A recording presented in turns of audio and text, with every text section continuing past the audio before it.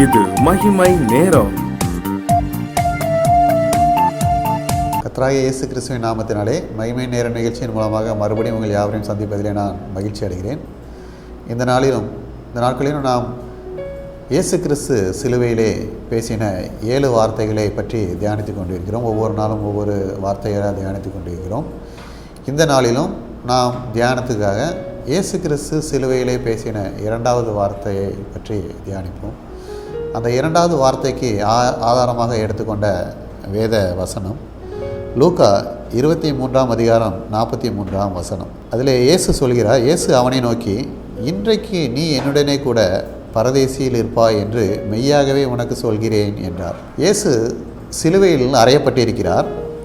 இயேசுவை சிலுவையில் அறையும் போது அவரோடே கூட 2 மனிதர்களை அறைந்து விடுகிறார்கள். இருபுறமும் 2 மனிதர்களை அறைகிறார்கள். இயேசுவை நடுவிலே அறைகிறார்கள். அந்த 2 மனிதர்களும் என்ன தவறு செய்தார்கள் என்று பார்க்கும்போது அவர்கள் இருவரும் கள்ளர்கள் என பார்க்கிறோம்.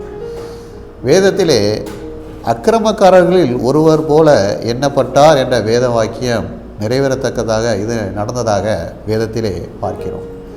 அக்கிரமக்காரரில் ஒருவராக எண்ணப்பட்டார் என்று. நம்முடைய பாவங்களுக்காக, நாம் செய்த நம்முடைய அக்கிரமங்களுக்காக பலியாக தன்னையே ஒப்பு கொடுத்த இயேசு கிறிஸ்து அக்கிரமக்காரர்கள் ஒருவராக எண்ணப்படும்படி அக்கிரமக்காரர்களுக்கு நடுவிலே அவர் சிலுவையில் அறையப்பட்டார். நம்முடைய பாவங்களின் நிமித்தம் அவர் அக்கிரமக்காரர்கள் ஒருவராக எண்ணப்பட்டார் என இந்த வசனத்தின் மூலம் நாம் தெரிந்து கொள்ள முடிகிறது. இயேசு கிறிஸ்து சிலுவையிலே 1வது வார்த்தையாக மன்னிப்பை பற்றி பேசினார். அந்த மன்னிப்பு இயேசு கிறிஸ்து அந்த வார்த்தை பேசும்போது அது ஒரு சுவிசேஷமாக பிரசங்கிக்கப்பட்டிருக்கிறது என்பதை இந்த 2வது வார்த்தையின் மூலம் நாம் தெரிந்து கொள்ள முடியும். இயேசு கிறிஸ்து மன்னிப்பை பற்றி 1வது வார்த்தையை பேசியிருக்கிறார். அப்பொழுது அந்த அவரோடு அறையப்பட்ட அந்த திருடர்களிலே ஒருவனை பார்த்து தான் சொல்கிறார், நீ என்னுடனே கூட பரதேசியில் இருப்பாய் என ஒரு கள்ளனை பார்த்து சொல்கிறார். கள்ளன் என தீர்ப்பளிக்கப்பட்ட மனிதர்களால் நியாயம் தீர்க்கப்பட்ட சிலுவையில் அறையப்பட்ட அந்த கள்ளன் இயேசு கிறிஸ்துவிடம் எவ்வாறு அப்படிப்பட்ட ஒரு அற்புதமான வார்த்தையை, பரதேசியில் இருக்கும்படியான ஸ்லாக்கியத்தை பெற்றான் என்று நாம் பார்ப்போமானால் அவனிடத்தில் காணப்பட்ட குணநலங்கள், கடைசி நேரத்திலே அவன் செய்த காரியம் என்ன என்று பார்ப்போம். முதலாவதாக அவன் தன்னுடைய பாவத்தை களைந்து போட வேண்டும் என விரும்புகிறான். மாறாக கர்த்தரிடம் முறுமுறுக்கவோ அவரிடம் கேள்வி கேட்கவோ இல்லை. 2 கள்ளர்களிலே ஒரு கள்ளன் இயேசுவை நிந்தித்தான் என பார்க்கிறோம். அவன் சொல்கிறான், நீ கிறிஸ்துவானால் உன்னையும் எங்களையும் ரட்சித்துக்கொள் என்று அவரை இகழ்ந்தான் என வேதத்திலே பார்க்கிறோம். அவன் பாவம் செய்து அந்த பாவத்துக்கு ஏற்ற தண்டனையை அனுபவித்து கொண்டிருக்கிறான். அப்படி இருக்கும் பட்சத்திலும் அவன் அந்த பாவத்தை குறித்து, அந்த பாவத்தை கலைந்து போட வேண்டும் என்று நினைக்கவில்லை. இயேசு கிறிஸ்து உலகத்தின் இரட்சகர். அவர் என்னை காப்பாற்றட்டும், ஆனால் என் பாவத்தை நான் விட்டுவிட மாட்டேன் என்பது போல அவனுடைய பேச்சு இருந்ததாக பார்க்கிறோம். நீ கிறிஸ்துவானால் உன்னையும் எங்களையும் ரட்சித்துக்கொள் என்று. பாருங்கள், ஒரு தாழ்மை இல்லை. பாவத்திலிருந்து விடுபட வேண்டும், பாவத்தை விட்டுவிட வேண்டும் என்ற ஒரு எண்ணம் இல்லை. அப்படிப்பட்ட சூழ்நிலையிலே கர்த்தர் எப்படி கிரியை செய்ய முடியும்?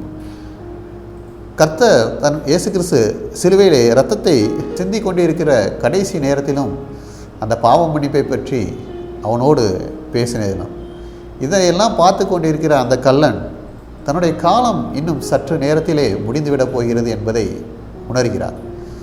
எனவே தன்னுடைய பாவத்தை களைந்து போட வேண்டும் என நினைக்கிறார். பாவத்திலிருந்து கலைந்து போட வேண்டும் என்றால் தன்னால் முடியாது, தன்னால் எதுவும் செய்ய முடியாது. பாவத்தை கலைந்து போட வேண்டும் என்றால் பாவ மன்னிப்பை கொடுக்கும் இவரால் நமக்கு பாவ மன்னிப்பு கிடைக்கும் என்பதை அந்த கள்ளன் புரிந்து கொள்கிறார். பாவம் செய்யும்போது அந்த பாவம் என்ன செய்கிறது? அது வேதனையை கொண்டு வருகிறது. அந்த வேதனை எரிச்சல்களை கொண்டு வருகிறது. அந்த எரிச்சலின் மிகுதியினால் தான் இன்னொரு கள்ளன் கர்த்தரை நிந்தித்தான். நாமும் பாவம் செய்யும்போது அது கொடுக்கும் வேதனையிலே ஏன் என்னை இயேசு கைவிட்டார், ஏன் அவருக்கு கண் இல்லையா என்பது போல நாம் வார்த்தைகளை பிரயோகிக்கக்கூடாது. நாம் செய்த பாவங்கள் தான் நம்மளுக்கு இந்த நேரத்துக்கு வேதனைக்கு நேராக அழைத்து செல்கிறது என்பதை புரிந்து கொள்ள வேண்டும்.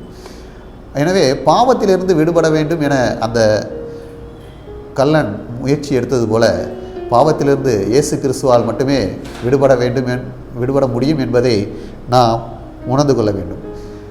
எப்பொழுது அந்த கள்ளன் கடைசி நேரத்திலே கிருபையாய் கொடுத்த அந்த கடைசி நேரத்தை இயேசு கிறிஸ்து மன்னிப்பார் என்று விசுவாசித்தானோ அதுபோல விசுவாசித்து பாவங்களை களைய வேண்டும் என நாம் முயற்சியை எடுக்க வேண்டும்.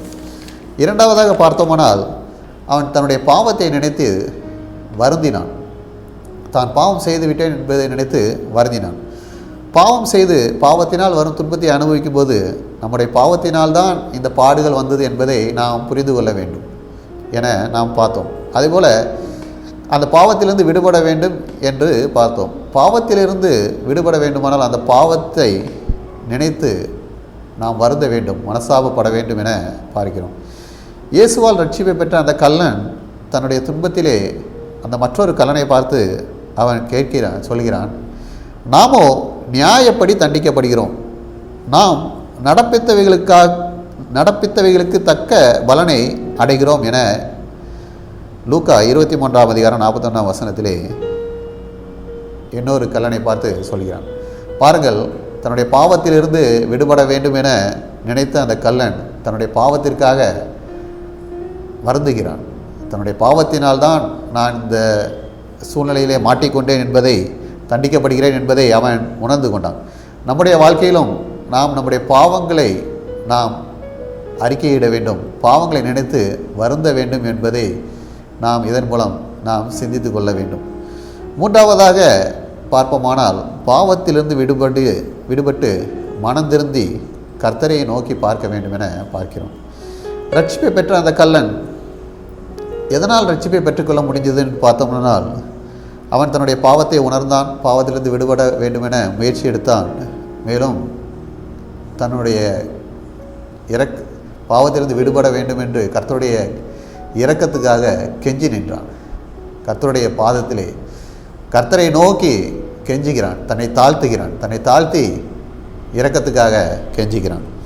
அவன் கூறுகிறான், ஆண்டவரே, நீர் உம்முடைய ராஜ்யத்தில் வரும்போது அடியேனை நினைத்தருளும் என்று கூறுகிறான். அடியேனை நினைத்தருளும் என்று தன்னை தாழ்த்துகிறான். குற்றவாளியாக தீர்க்கப்பட்ட அந்த கள்ளன் கடைசி நேரத்திலே, அந்த ரட்சிப்பின் காலத்திலே, தன்னுடைய கடைசி நேரங்கள் என்பதை தெரிந்து கொண்டு இயேசு கொடுத்த அந்த மன்னிப்பு என்கிற சுவிசேஷத்தின் மூலமாக அவன் தன்னுடைய ரட்சிப்பை பெற்றுக்கொள்ள வேண்டுமென விளங்கிறான். இயேசுவிடம் ரட்சிப்புக்காக கெஞ்சிய அந்த கள்ளனை பார்த்து இயேசு கிறிஸ்து சொல்கிறார், இன்றைக்கு நீ என்னுடன் கூட பரதேசிலே இருப்பார் என்று. நம்முடைய வாழ்க்கையிலே நாம் பாவம் செய்து விழும்போது பாவத்தினால் வரும் துன்பத்திலே இருந்து நாம் விடுபட வேண்டுமென்றால் இயேசுவிடம் நம்முடைய பாவங்களை அறிக்கையிட்டு தம்மை தாழ்த்தி நம்முடைய பாவ மன்னிப்புக்காக கெஞ்ச வேண்டும். நம்முடைய பாவ மன்னிப்பை பெற்றுக்கொள்ள முடியும். அதேபோல் இயேசுவை அறியாதவர்கள் பாவ மன்னிப்பை பெற்றுக்கொள்ள வேண்டும் என்று இயேசுவினுடைய சுவிசேஷத்தை நாம் பிரசங்கிக்க வேண்டும். இயேசு கிறிஸ்து கடைசி நேரத்திலே சிலுவையில் தொங்கும்போது கூட அவர் சுவிசேஷத்தை பிரசங்கம் பண்ணி ஒரு ஆத்மாவை ரட்சித்தார். அந்த கள்ளனை ரட்சித்து கொண்டார். ஒரு ஆத்மாவும் கெட்டு போகாமல் நித்திய ஜீவனை அடைய வேண்டும் என்பதை அவர் நோக்கமாக கொண்டிருந்தார். ஆத்மா ஆதாயம் கர்த்தருக்கு நாம் கொடுக்கும் பெரிய பரிசு என்பதை புரிந்து கொள்ள வேண்டும். எப்படி அந்த கள்ளன் இயேசுவிடம் கிருபை பெற்றானோ அதுபோல நம்முடைய காலங்கள் எவ்வளவு என்று தெரியாது. நாமும் இயேசுவிடம் கிருபை பெற்று இயேசு எவ்வாறு அந்த கள்ளனை பார்த்து சொன்னாரோ, நீ என்னுடைய கூட பரதேசிலே இருப்பாய் என்று, அது போன்ற பரலோக வாழ்வை இயேசு கிறிஸ்து நமக்கு தரும்படி அவருடைய இரக்கத்துக்காக கெஞ்சுவோம். அப்படிப்பட்டதான காரியங்களை கர்த்தர் செய்து தருவார் என்று விசுவாசிப்போம். ஆமென். ஜெபம். கர்த்தாவே, இந்த நாளிலும் சிலுவையில் பேசின இரண்டாவது வார்த்தையாக பற்றி தியானித்தோம்.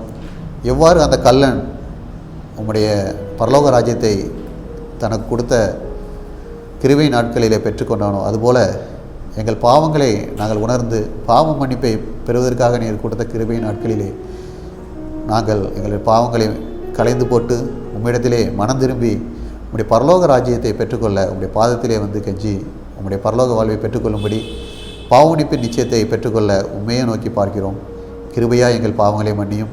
எங்களுக்கும் பரலோக ராஜ்யத்தை தந்து எங்களை மகிழ செய்யும். இயேசு கிறிஸ்துவின் மூலம் ஜெபிக்கிறோம் நல்ல பிதாவே, ஆமென்.